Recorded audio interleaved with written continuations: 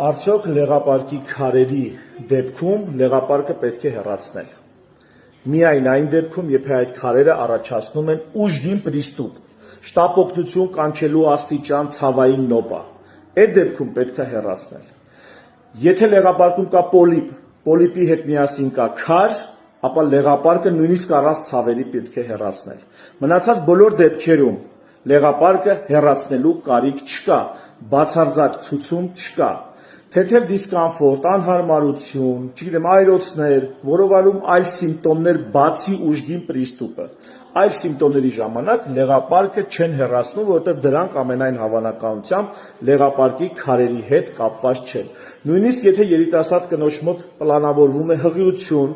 դարձյալ առանց ցավերի, հանգիստ իրենց համար ապրող լեղապարկը եւ քարերը պետք չէ հեռացնել։ Իմացեք այդ մասին։